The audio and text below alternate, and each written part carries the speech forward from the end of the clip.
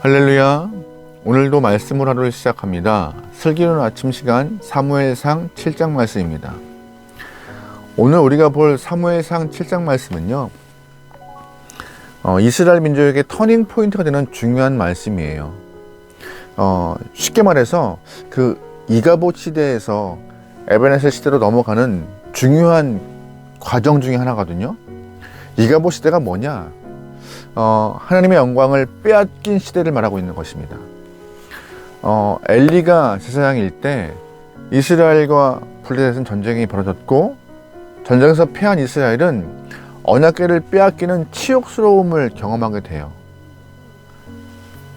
하나님의 임재가 상징된 그 언약궤가 이방인의 손에 넘어가는 굴욕을 좀 경험하죠. 그때 엘리의 아들 비느하스가 전장에 참여해서 죽게 되고, 그 소식을 들은 비느하스의 아내가 출산하여서 낳은 아들이 이가봇이에요. 근데 그 이가봇의 이름의 뜻은 무엇이냐? 하나님의 영광이 떠났다. 그래서 엘리 때의 그 상황들을 이가봇의 시대라고 명명할 수 있습니다. 그런데 감사한 것은 하나님은 계속 그 이가봇 시대를 유지시키신 것이 아니라 그 이후에 다시금 사무엘을 등장시키면서 이가봇을 종식시키고 에베네셀, 즉 주의 도우심을 다시금 임하시게 하는 그 역사를 끌어내시죠. 오늘 본문이 그 중요한 터닝 포인트예요.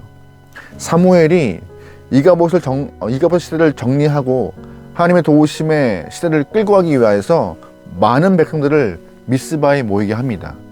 그러면서 주님을 향한 마음을 다시금 품게 해요.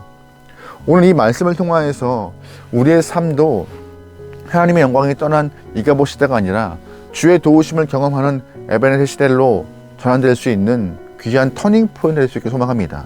그렇다면 오늘 본문에서 사무엘은 이가봇 시대를 종식하고 에베네셀 시대로 넘어가기 위하여서 이스라엘 영혼들에게 무엇을 선포하고 요구했을까요? 바로 전심으로 여호와께 돌아와야 한다라고 선포합니다. 3절 말씀 보겠습니다. 사무엘이 이스라엘 온 족속에게 말하여 이르되 만일 너희가 전심으로 여호와께 돌아오려거든 이방 신들과 아스타롯을 너희 중에서 제거하고 너희의 마음을 여호와께로 향하여 그만을 섬기라. 그리하면 너희를 블레셋 사람의 손에서 건져내시리라. 아멘. 3절 말씀에서 사무엘은 이스라엘 사람들에게 여호와께 돌아와야 한다, 그래야 보호하심과 도우심이 있다라고 명명하고 선포합니다. 중요한 포인트예요. 그런데 여기에서 사무엘이 세 가지의 지침을 말하고 있어요. 여호와께 돌아와야 하는데 돌아오기 위해서는 첫 번째 어떤 모습이 필요하냐? 바로 우상을 제거하는 것이 필요하다고 말하고 있습니다. 하나님께 돌아오려면은 세상 것들을 다 버려버리고 그 위에 믿음을 세워야 한다라고. 세상 것들 위에 세우는 것이 아니라 아예 세상 것들을 다 치워버리고 그 위에 믿음을 세워야 한다라고 사무엘은 말하고 있어요. 제거한다는 것이 무엇인지 아세요? 제거하는 것은 뿌리채 뽑아서 없애는 것입니다. 잡초를 뽑아보신 분들은 아시겠지만 잡초를 좀 쉽게 뽑기 위해서 위에 있는 싹만 잘라버리면 편하지만, 그렇게 싹만 잘라버리면요 금방 또 며칠 후에 싹이 자라서 잡초가 무성해집니다. 그래서 잡초를 제거할 때는 뿌리째 뽑아서 버려버리는 것이 아주 기본적인 모습이죠. 믿음도 마찬가지예요. 믿음을 세우기 위해서 세상 것들을 제거하고 그 위에 믿음을 세워야 하는 것이 기본적인 모습이기 때문에 오늘 본문에서 사무엘은 이스라엘 영혼들에게 너희가 먼저 삶에서 너희가 섬겼던 세상 것들 다 버려버리고 우상 버려야 한다라고 선포했던 것이죠. 두 번째, 사무엘이 여호와께 전심으로 향하기 위해서 또 하나의 모습을 원하고 있는데 바로 여호와께 향해야 한다라고 말하고 있어요. 믿음을 세우기 위해서 세상 것들을 버렸으면 우리의 시선과 우리의 전 존재가 여호와께 향해야 한다라고. 내 눈과 마음이 주님께만 꽂혀야 한다라고 말하고 있는 것이죠. 하나님을 향하는 것은 그냥 한 번, 두 번 신용을 내거나 쫓아는 것이 아니에요. 지속적으로 변함없이 바라볼 때 그것이 여호와를 향하는 것입니다. 그런데 우리는요, 여호와를 향한다 하지만 여호와를 향하면서도 세상에 시선을 두고 있는 이 동시에 마음을 다 갖고 있는 그런 상황들이 너무나 많아요. 이런 마음은 주님을 향한 마음이 아니라 세상을 향하여서 아직도 미지근하게 발을 내딛고 있는 영혼들이 모습인데요. 우리의 모습은 이러지 않길 소망합니다. 온전히 믿음을 세우기 위해서 세상의 우상들을 다 버려버리고 그 마음 가운데 주님을 향하여서 내 전 존재를 드러낼 수 있는 그런 모습을 갖길 소망해요. 세 번째, 본문에서 사무엘이 이스라엘 영혼들에게 전심으로 여호와께 돌아오기 위하여서 필요한 삶의 모습은 여호와만 섬기라라고 말하고 있습니다. 여호와를 섬기는 삶은요, 세상을 버리는 모습도 필요하고 또한 수고와 희생이 발생할 수도 있어요. 내가 갖고 있는 것들을 주 앞에 드리는 것이죠. 내 시간, 내 물질, 내 인생, 내 영혼을. 그것이 바로 사랑하는 사람의 표현과 같은 것이죠. 우리가 어떤 영혼을 사랑하면요, 자꾸 주고 싶고 자꾸 그 영혼에게 내 것을 주는 것이 아깝지 않은 거 마찬가지예요. 내가 하나님을 사랑한다 하면서 자꾸 주 앞에 인색함이 발생하는 순간, 아까움이 발생하는 순간 주님을 사랑하는 마음이 강하지 않은 것이고 사랑하지 않는다 말할 수도 있는 것입니다. 혹시 우리가 스스로를 바라볼 때 주님께 인색한 부분이 있지 않으십니까? 내가 혹시 인색함이 발생한다면은 내 사랑이 부족한 것이 아닌가, 주님을 향한 내 마음이 부족한 것이 아닌가 점검해 볼 수 있는 그런 시간이 좀 필요할 것 같아요. 주님을 사랑함에 있어서 여러분, 내 것을 드림에 주저하지 않고 주님을 온전히 섬길 수 있는 그러한 모습으로 주님과 동행할 수 있는 귀한 영혼에게 소망합니다. 그래야 오늘 본문 보세요. 우상을 제거하고 주님께 향하여서 주님을 섬기는 삶이 여호와께 돌아오는 것, 그럴 때에 이가봇의 시대를 종식하고 주의 도우심을 경험할 수 있는 에베네셀로 갈 수 있는 방법이라고 사무엘은 말합니다. 그런데 본문에 안타까운 모습이 등장해요. 좀 이해할 수 없는 본문이라고 하면 좀 더 맞겠죠. 무슨 말이에요? 분명히 이스라엘은 주 앞에 회개하고 돌아오고 있어요. 그리고 전심으로 주님을 향하고 있어요. 이렇게 되면은 상식적으로 은혜가 임하고 역사가 임하여서 잘 돼야 하는데 오히려 어려움을 경험해요. 이스라엘 사람들이 미스바에 모였다함을 듣고 오히려 블레셋이 더 침공합니다. 7절 말씀에 이런 표현이 있습니다. 이스라엘 자손이 미스바에 모였다함을 블레셋 사람들이 듣고 그들의 방백들이 이스라엘을 치러 올라온지라. 이스라엘 자손들이 듣고 블레셋 사람을 두려워하여. 아멘.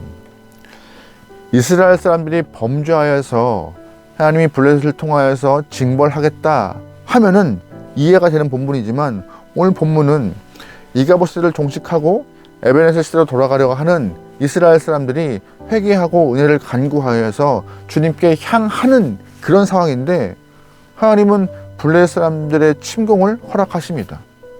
이해가 쉽지 않아요. 하지만 이 상황은요, 지금 깊은 뜻이 있어요. 무슨 뜻이냐? 하나님이 그들이 진짜 누구에게 속하고자 하는지 그들의 의지와 믿음의 뿌리를 좀 확인하고 싶으셨던 것이에요.